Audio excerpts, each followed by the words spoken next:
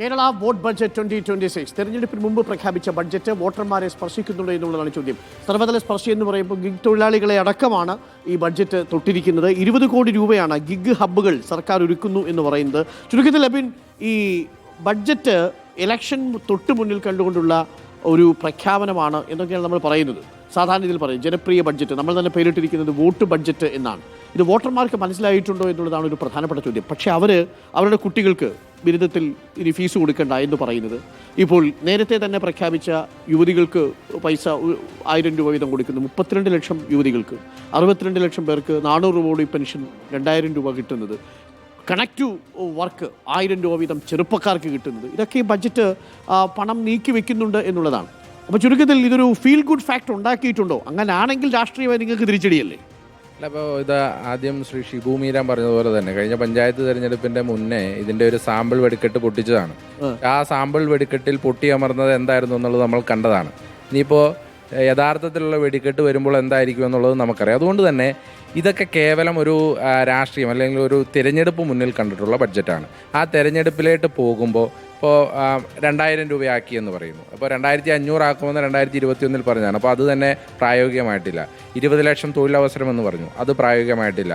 Life മിഷനിലെ വീടുകളുടെ എണ്ണം പറഞ്ഞു, അത് പ്രായോഗികമായിട്ടില്ല. ഇതൊക്കെ കണക്കുകൾ വെച്ച് നമുക്ക് സംസാരിക്കാവുന്നതാണ്. ഇങ്ങനെ എല്ലാ കാര്യത്തിലും ഏത് കാര്യത്തിലും ഇപ്പോൾ ഞങ്ങൾ അവസാനമായി പറയുന്നത് കഴിഞ്ഞ ബഡ്ജറ്റുകളുടെ പെർഫോമൻസ് ഓഡിറ്റ് നടത്തിയാൽ തന്നെ ഈ ബഡ്ജറ്റ് എത്രമാത്രം പൊള്ളത്തരമാണ് എന്ന് അറിയാവുന്നതാണ്. അതുകൊണ്ട് തന്നെ ഇത് ഒരു ഇത് രാഷ്ട്രീയം നോക്കി, തിരഞ്ഞെടുപ്പ് നോക്കി, അവസാനത്തെ ഒരു അവസാനത്തെ ഒരു ആണിയിൽ എങ്ങനെയെങ്കിലും പിടിച്ചു കയറാൻ പറ്റുമോ എന്നുള്ള ഒരു അവസാന ശ്രമം മാത്രമാണ്. പക്ഷേ അതൊക്കെ ജനം തിരസ്കരിക്കുമെന്നുള്ള കാര്യത്തിൽ യാതൊരു സംശയമുണ്ട്. ഒറ്റ പോയിന്റ് കൂടെ ആഡ് ചെയ്ത് ഞാൻ നിർത്താം. ഈ സ്റ്റാർട്ടപ്പുകളുടെ കാര്യം പറഞ്ഞു.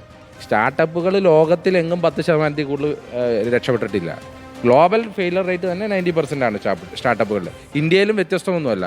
അതിനകത്ത് എനിക്ക് തോന്നുന്ന ഒരു 30-30% സ്റ്റാർട്ടപ്പ് ഫെയിലർ ആവുന്നത് ആദ്യത്തെ കൊല്ലം ലോസ് ആകുമ്പോൾ തന്നെ അതിൻ്റെ ഇൻവെസ്റ്റേഴ്സ് ബാക്ക് ഫുട്ടിലിട്ട് പോകും. അതുകൊണ്ട് ഇതാവും.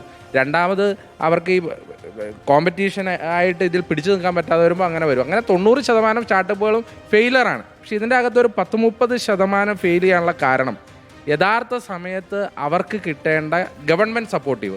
അതിനാണ് ഞാൻ എക്സാമ്പിൾ പറഞ്ഞത്. ഇപ്പോൾ സെർവറുകൾ, ഇൻഫ്രാസ്ട്രക്ചറിൽ ഏറ്റവും അത്യാവശ്യപ്പെട്ടത് സെർവറുകളാണ്, അല്ലെങ്കിൽ ക്ലൗഡ് ക്രെഡിറ്റ് ആണ്. അത് സർക്കാരിന് പ്രൊവൈഡ് ചെയ്യാൻ പറ്റിയാൽ ആ 30% സ്റ്റാർട്ടപ്പുകൾ തകരുന്നത് നമുക്ക് പിടിച്ചു നിർത്താൻ സാധിക്കും. ഇനി 2, അവർക്ക് വേണ്ട സ്പേസ് യൂട്ടിലൈസേഷൻ. ഇപ്പോൾ ഈ GCC പോലുള്ള സംവിധാനങ്ങൾ വരുമെന്ന് പറഞ്ഞു. ഒരു കോവർക്കിംഗ് സ്പേസിൽ ഇപ്പോൾ ഫോർ എക്സാമ്പിൾ ഇൻഫോ പാർക്കിലോ അല്ലെങ്കിൽ ടെക്നോ പാർക്കിലോ ഒരു കോവർക്കിംഗ് സ്പേസ് എടുത്ത് അവരൊരു സ്റ്റാർട്ടപ്പ് തുടങ്ങണമെങ്കിൽ, അല്ലെങ്കിൽ മറ്റൊരു സ്ഥലത്ത് സ്റ്റാർട്ടപ്പ് തുടങ്ങണമെങ്കിൽ അവർക്ക് വലിയ മുതൽ മുടക്ക് ഉണ്ടാവേണ്ടി വരും. അപ്പോൾ അങ്ങനെയുള്ള സ്ഥലത്ത് ഈ GCC പോലെയുള്ളത് കുറച്ചുകൂടി ഫണ്ട് അനുവദിച്ചു നിന്നാൽ നമുക്ക് ആ 30-40% സ്റ്റാർട്ടപ്പുകളെ രക്ഷിക്കാൻ പറ്റും.